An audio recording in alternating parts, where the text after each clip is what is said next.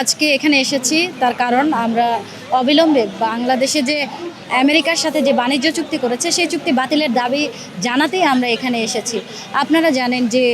ইউনূস নেতৃত্বাধীন যে অন্তর্বর্তীকালীন সরকার তারা নির্বাচনের মাত্র ৩ দিন আগে একেবারে এখতিয়ার বহির্ভূতভাবে অত্যন্ত গোপনে তড়িঘড়ি করে এই চুক্তিটি করে যায় এবং এই চুক্তিটা তৎকালীন একজন সচিব যিনি এটা প্রকাশ করার কারণে তাকে কিন্তু জেলে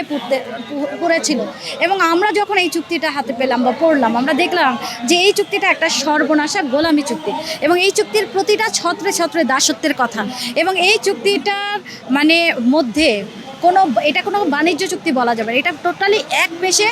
আমেরিকার স্বার্থ রক্ষাকারী চুক্তি এবং এই চুক্তিটার মধ্য দিয়ে বলা আছে যে বাংলাদেশকে কোন কোন বিষয় ক্রয় করতে হবে, কার কার কাছ থেকে করতে হবে এবং আমেরিকা বলে দিচ্ছে আমরা কি করতে পারবো কি করতে পারবো না। ফলে আমাদের কার্যত আর সার্বভৌমত্ব বলে আর কিছু থাকছে না। ইভেন আন্তর্জাতিক ক্ষেত্র আমাদেরকে আমেরিকার পক্ষ অবলম্বন করতে হবে এবং একই সাথে কিছু ক্রয় বাধ্যবাধকতা থাকছে, যেমন হচ্ছে আপনাকে 14টা বোয়িং কিনতে হবে, $1 বিলিয়ন কৃষি কিনতে হবে, শিল্প পণ্য কিনতে হবে, তাদের কাছ থেকে তুলা কিনতে হবে, গম কিনতে হবে এবং আমরা অন্য জায়গা থেকে স্বল্প মূল্যে পেলে অন্য দেশ থেকেও আমরা সেটা কিন্তু ক্রয় করতে পারবো না। এইটার একটা আমাদেরকে বেঁধে ফেলা বাণিজ্য চুক্তির মধ্য দিয়ে আমাদের কার্যকরভাবে আমাদের সার্বভৌমত্বটাকেই কেড়ে নেওয়ার এক ধরনের প্রচেষ্টা। ফলে এই সর্বনাশা চুক্তি আসলে বাতিল করতে হবে। একই কাছাকাছি এক ধরনের চুক্তি মালয়েশিয়ার সাথে হয়েছিল, মালয়েশিয়ার সরকার তারা কিন্তু এটাকে বাতিল করেছে, কিন্তু আমরা দেখলাম এই সরকার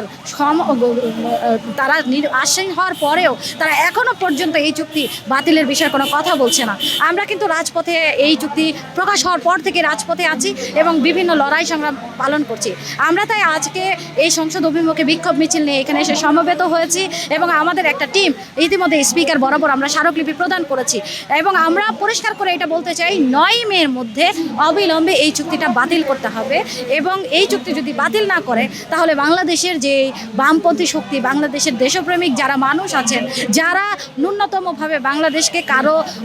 করাতে দেখতে চান না বা বাংলাদেশকে একটা উপনিবেশে পরিণত করবে আমেরিকা এরকম দেখতে চান না, তারা রাজপথে নামবে এবং একটা দুর্বার গণ আন্দোলন করে তুলবে বলেই আমরা প্রত্যাশা রাখছি। ধন্যবাদ।